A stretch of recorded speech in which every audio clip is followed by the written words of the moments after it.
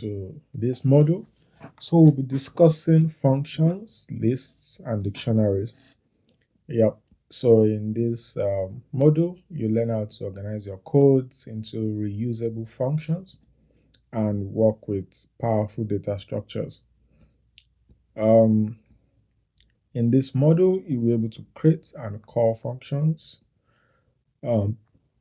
understand function scopes, work with lists, use dictionaries. Then you'll be able to apply list comprehensions for efficient data processing. You'll be able to build reusable and modular codes, then combine functions and data structures for complex applications. So let's get right into it. Now, all of this might sound or seem like it's a lot, but it's not. So let's start with a simple function. This is a function, right? This is a skeletal, function. Now, function starts with DEF. It's like a definition. You are defining the function. The name of the function is this, and you put a parenthesis, then a colon. Then you define what that function is meant to do, right? So this our greet function, we want it to return hello world. Simple. And how do we call the function? You put the name of the function and also the parentheses. So if we run this and we say greet, it will return hello world. So basically, that is a simple function. Now let's add a couple of parameters. Let's include some of our names that we've used previously. So now we are defining a new function called greet_person. Now this function has a parameter called name. So we'll use our F string here, print hello, the person's name. So now if we run this function, let me put this in a different script. So if we run this would define the function, right?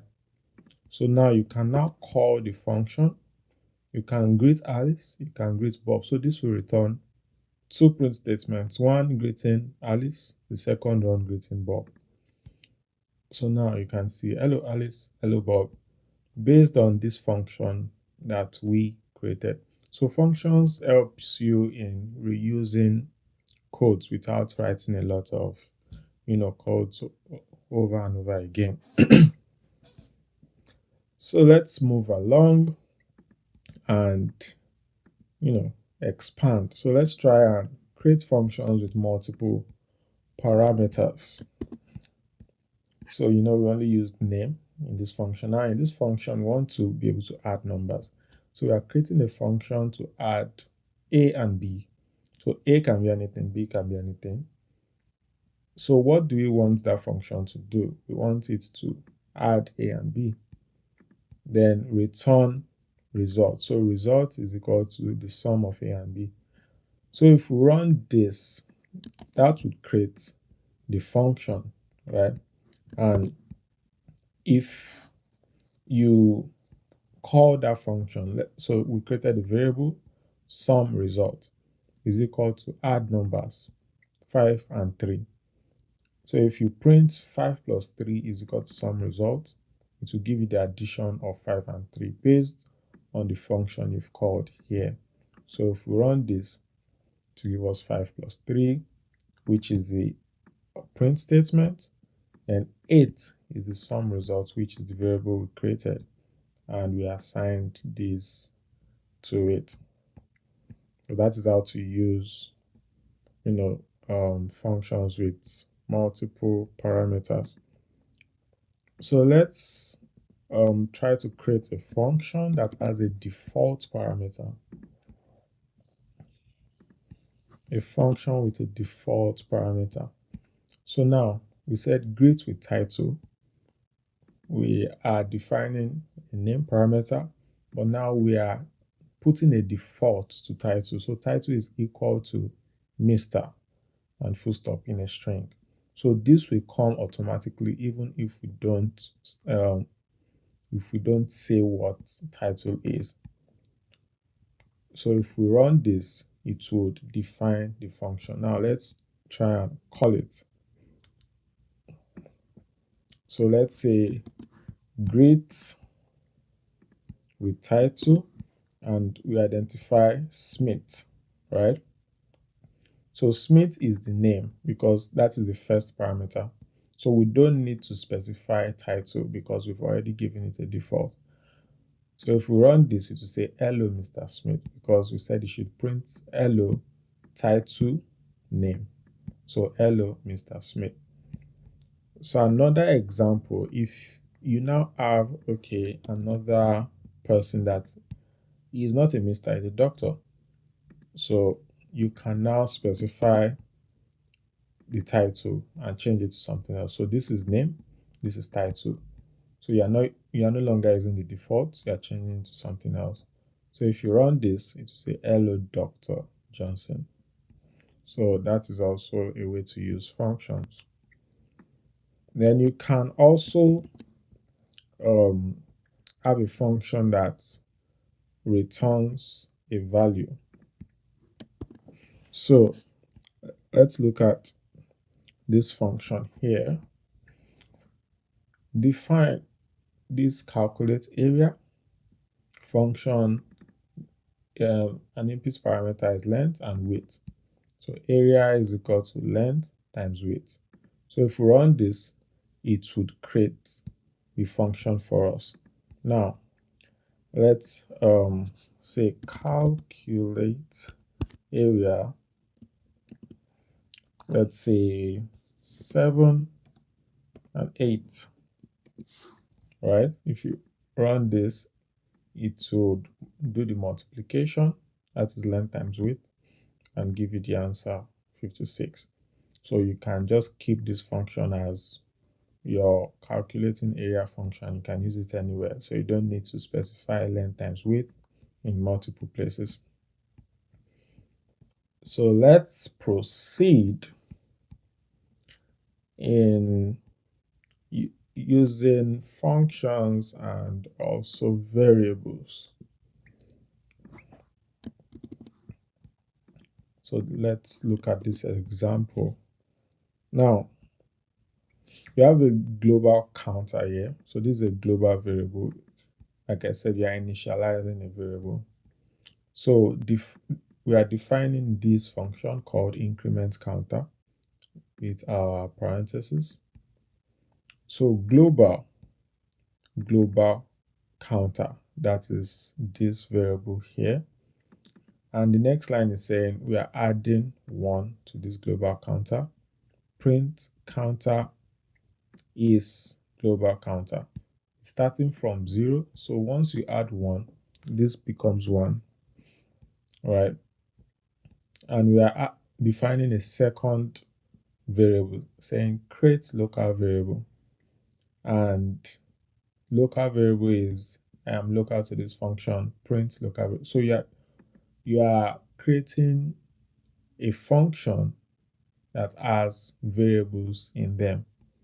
So if you run this and try to use the increment counter and also global variable, you would see how interesting this is. Now, what do you think our result would be? We have our increment counter 3 times, then a create local variable. So a global counter is it is declared, it is certain that this variable is available outside the function. A global variable, this global that we declared here is telling us that we are making this, we are accessing this variable from outside the function. But this local variable, it is only being accessed. It's only being accessed from inside the function. So now let's see how that works. If we print this, the first time we are doing this, it counts, adds 1 to the 0, returns the global counter. That is the first time. Running it again, it already saved this global counter as 1. So it's picking that value, adding 1 to it again is now 2. So if you run this code again, guess what you would get? You get a 4. Right. Now, this local variable that is in this function, if you try to call that local variable, you would never see it. So, local variable. You can see that it's already in red because Python has identified that this does not exist because it only exists inside this function. It does not exist outside it. So that is the main use of this, global definition here. I hope you understand. So if you run this, it would give you error. Now, let's proceed.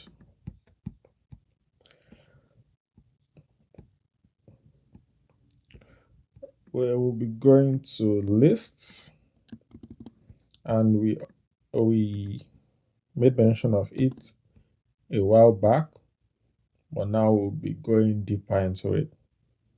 So lists are ordered collections that can store multiple items and multiple items of different types, right? So it's a very versatile tool that you would have in your arsenal. So if we print this, we are now telling Python that fruits have apples, bananas, orange, grapes in them. Numbers have 1, 2, 3, 4, 5. Mixed have a mixture of different data types in it. So if we want to access elements in a list, let's try to access some elements in each of these lists. So let's start with fruits. For fruits, to access the first fruit, remember when indexing in Python, you start with 0. So the first item starts with 0. This is starting from the back, right? So this will index the last fruit. So if you say fruits index, so this is a square bracket, which is whenever you want to index. So if you do -1, it will give you the last variable or the last item. For this one, we said it's 1. This is 0, this is 1. So this is accessing the second item in that list. So if you print this, you get apple, grape, and banana. So that is how to access variables if you want to, single them out from the list. Now, moving on, you can slice lists to give you maybe a part of it, if you don't want to use everything that is in the list. So this first print function is saying we want the first 3 fruits. So from 0 to 3, remember that we are not getting this value. We'll be getting 0, 1, and 2. We're not getting 3. That is how Python works. So we'll be getting apple, banana, orange for this first one. For this one, we are indexing from the second from the back up to the end. So you can see that this place is blank. So we are getting the second item from the back, that is 1, 2, up to the end of the list. So we are getting orange and grapes. So that is what's happening here. Now, this one is saying every other fruit. You start from the beginning, you skip one. Sorry, you start from the beginning to the end in twos. That is every other fruit in this list. So you start from here, skip banana, return orange. Skip grape, if there's something else, you return it. So if we run this, you can see that this gave us apple, banana, orange. This gave us orange and grape, and this gave us apple and orange while skipping, every other one. So that is, how Python works and how lists works. So we can also use functions to extract items in a list. So we are trying to extract the number of items in this fruit list. So we use len. So it's like length of items in this list. So it tells us the number of fruits is, so it counts the items in the list and it returns 4. Now you can modify a list, you can add to it, you can remove from it. So how do you do that? You use this append. This is like a method. So fruits, this is a list dot append mango. So it is adding mango to your list. So print after append, print the fruit list. Now fruits, insert 1 kiwi. So this is the position you want it to be inserted in, right? So this is the second position because we have 0, 1. So also print the fruit. So if we do the first one, you would see mango at the end, and the second one you would see kiwi at position 2, right? Because this is indexing 1. All right. So all this would be useful for you as you progress in your use of Python. So these are basic concepts that you need to be familiar with. Now, another operation we can do is remove items. So you can do fruits.remove banana. So this will remove this actual value. Then there is a pop. So fruits.pop, that's what we want to achieve here. So print popped is popped fruit. Print after pop fruit. Look at the results here. Now, we remove banana from here, right? So banana is gone from this list. So now there is we created a new variable which is called popped fruit. So fruits.pop, it means we are removing and returning the last element in this. Okay, we are using this now because this is the last update we did to fruits. So as you are changing the variable, it keeps the latest update. So mango is the last item in this list. So when we popped it out of the list and return popped fruits, we get mango.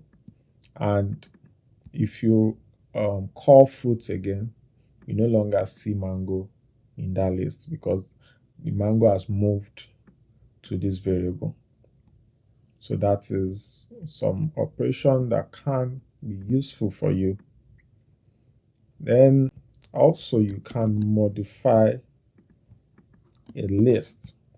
So now you want to change the first value. That is, you want to change apple to strawberry. So if you run this, apple will be gone and you get strawberry.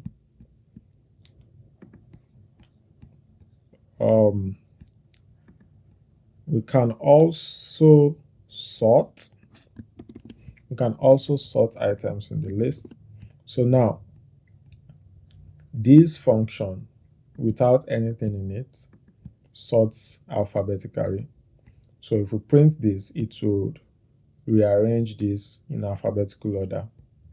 So now if we have define another list that have numbers and we say sort reverse is equal to true. So instead of, because if you don't put anything here, it would be in ascending order. But when we say reverse is equal to true, it will now be in descending order. So this sorted number will be from the highest to the lowest. So you see the sorted fruits to be in alphabetical order. Then the sorted numbers, that is this, will be from highest to lowest. Now, there are various operations or tasks we can use lists for, and this is an example. Print my favorite fruit. For fruits in fruits, remember that fruits is this list. So for fruit in fruit, print fruit. So it will loop through each fruit in that list and return the name of that fruit. So if you run this, you see my favorite fruits. So it starts from the first one: grape, kiwi, orange, strawberry. So these dashes are there because you specified it in the print statement. Now, you can also iterate with index. So let's look at how that would work. So for index, fruits in enumerate fruits, print this f string index plus 1 and the fruits. So this would say 1. Remember, our index starts with 0. So 0 plus 1 is 1. It will take the first fruit, that's grape, then continues again in a for loop until the last fruit. So you would see, so you can see how clean the formatting is. So these are useful codes that can help you when you're coding. Then we have list comprehension. List comprehension. So squares is equal to, this is a square. So we want to square x. For x in the range 1 to 5, that is, 6 is not included. So print squares. So it would loop through this 1, 2, 3, 4, 5 and square those values, then print them. So you see squares. We have 1, because 1 square is 1, 2, 2 squares 4, 3 squares 9, 4 squares 16, just like that, 5 squares 25. So you can, also do that with lists. Then you can also do something like a filter. So let's say we're trying to get even numbers from 1 to 11. So x, for x in range 1 to 11, if x modulus 2. So this is saying if x divided by 2 is giving you a reminder of 0. So because if this becomes 0 and we are equating it with 0, it's telling us that we want to return even numbers, right? So IntelliSense is suggesting an additional code for odd numbers. So if you are wondering what this is, so I hope you understand the syntax. So if we run this, it will return all the even numbers between 1 to 10. So 2, 4, 6, 8, 10, because only when you divide the even numbers by 2, you will get a remainder of 0, right? And it's checking that, it's validating that with this conditional statement, that if that is equals to 0, print the even numbers. Let's proceed.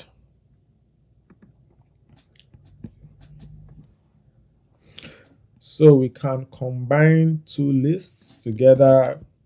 If we have list 1 is 1, 2, 3, list 2 is 4, 5, 6. If we use our plus operator, we can have a combined list that will just be 1. So that is also useful. Then you can repeat a list by using your multiplication. So let's say list 1 times 3 to be repeated 3 times. So 1, 2, 3, 1, 2, 3, 1, 2, 3. So that is useful. So we'll now be going to dictionaries. What is a dictionary? So a dictionary store key value pairs. And what do we mean by key value pairs? So this is a key, this is a value. Name, Alice. Age, 25. City, New York. So you can see the bracket. This is a curly bracket. So this person is a dictionary. Now, let's try to access values in this dictionary. So we want to access name. How do we access name? Person. And we would include our key. So in person, we are looking for the name. So this would return Alice. Age, this would return 25, right? So if we run this, you see name is Alice, age is 25. So that is basically what dictionaries are. You can get a key value pair. So now in this function, we can also use .get. So it's like a safer option, because now we know city is New York, but phone number is not included in this dictionary, right? So we created an alternative for it if it is not found. So if you print this, it will check for city and find it, New York, or to check for phone, and since it's not there, to just return not provided. So that is also something cool about dictionaries. Now you can check if a key exists. So if age in person, print age is this. So if age is in this dictionary, print age is this. So age is 25 because age is in the dictionary. All right. So there are different methods available for dictionaries. We can see, so how to access methods in Python, you use a dot. So this is a dictionary, this is a method. So if you want to print the keys in this person dictionary, you use this. So this is the value, this is items in the dictionary. So if you run this, you have just the keys. Here you have just the values, while here you have the key and the values. So those are the items. So these are methods, keys, values, items. They are methods you can use in a dictionary. Now, how do you modify a dictionary? You can add new key value pairs. So in person now, we want to add an email key with a value of the email. We want to add a phone number with this. So if you print the dictionary now, you will see the added key value pairs, email, phone number. And we can also modify existing ones. So just like this, we have age, we are changing from 25 to 26. So if we run this dictionary again, you would see your updated age is now 26. We can also remove items from the dictionary. Remove items from the dictionary so we can, pop, just like we did for lists. So pop phone. So phone will now be attached to removed value, while person will no longer have phone. So if you run this, you would see this is removed value. Then checking what we have left, you can see that phone is no longer there. All right. Then we can have something like a nested dictionary. A nested dictionary. Now, what do we mean by nested dictionary? In this dictionary, students is the dictionary. We have our curly brackets. We have name is Bob. Now, grades, this is a key. Grades can be its own dictionary. So we now have key value pairs inside the keys. Now we have maths is 85, science is 92, all of that. So those are inside grades. Contacts, we have email, we have phone. I think you understand where this is going. You can have key value pairs inside a key, so it is nested in itself. So this is a nested dictionary. So how do you access items in a nested dictionary? At this point, you should have an idea of how Python, works. So now we want to access maths grade. We have student. This is the parent dictionary. You use our square bracket to access grades, and we use our square bracket again to access maths. So from this, we're accessing this to access this. So we want to know what grade does this person have in maths. Then also we can access the email by using the mother or the parent dictionary to access the contact to access the email. So if you run this, you get your maths grade and the email. So that is how to access nested values in dictionaries. So you can iterate through dictionaries using a for loop. So print person information. So for key value in person.items, we discussed about this and we've used these concepts previously. So now we want to print the key and the value. So it will loop through all the keys and the values in this dictionary. So we have name, this, age, this. So we can use a for loop for a dictionary. So you can also iterate through keys only or values only. So if you do this, it's a for keys in this in person.keys. This is a method like we discussed previously. You can, iterate through it. Then you can do the same for values. You can use the dot values method, and you get all the values that are in person dictionary. Now, you can also do some operations on dictionaries, just like this.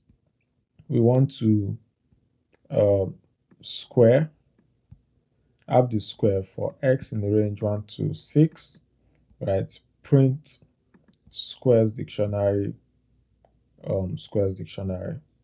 So this will print just the squares between this range, and it will be in a dictionary. So that is a simple way to, do that.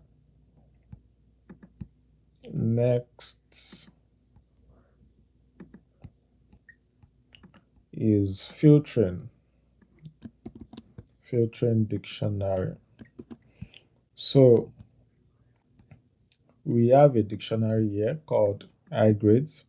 Subject, we have grade for subject and grade in students grades dot items if grade is greater than or equal to 85. So we want to filter only grades that are greater than 85 from this dictionary. So we want to return maths and science, because those are the only ones greater than or equals to 85. So if you print that, you only get those dictionaries. Sorry, you only get those key value pairs into iGrades dictionary. So that is that about dictionary. So we'll try and combine functions and data structure. So let's look at how that would work.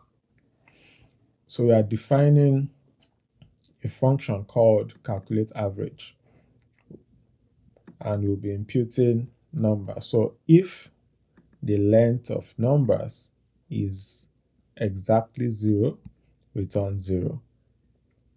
Else, return the sum of numbers divided by the length, right?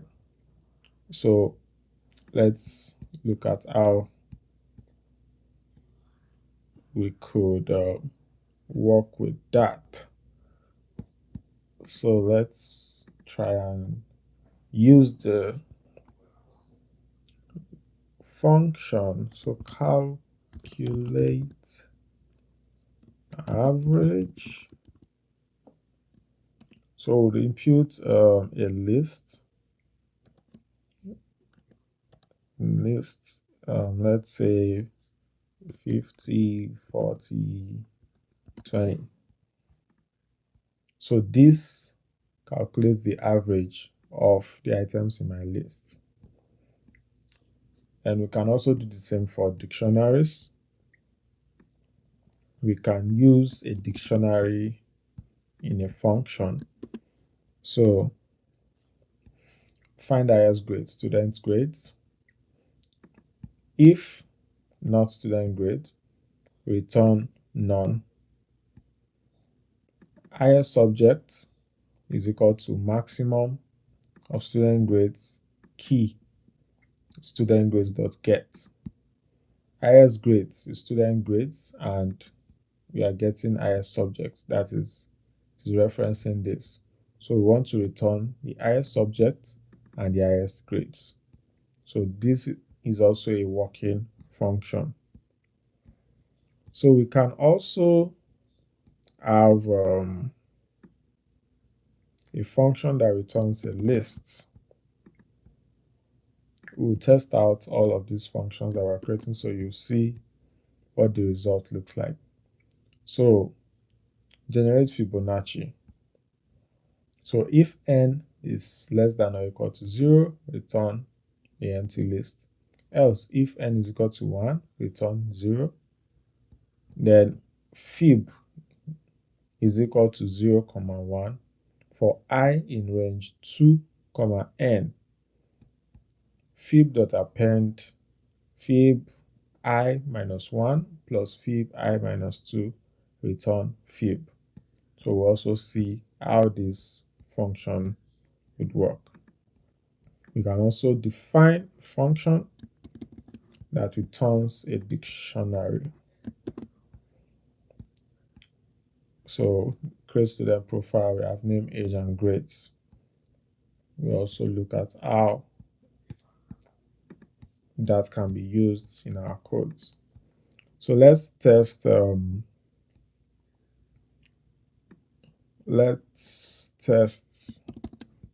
one for dictionaries. We've tested the one for lists.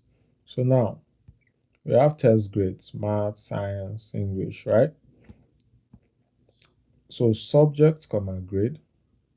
We want to use this function to create that dictionary. So now highest grade, that is the grade 92 in subject, that is science, based on what we defined here. We defined highest subject, we defined highest grade, and that is being called in grade and subject. So let's look at an example for the Fibonacci sequence that we did.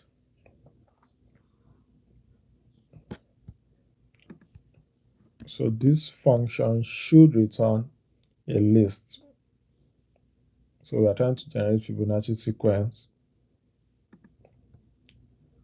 So not defined fib sequence. Where is it? Generate Fibonacci. Didn't we call it? Okay, we didn't. So now when you run this, you would get this Fibonacci sequence based on the formula we imputed. So I know you must be enjoying this lecture and how these can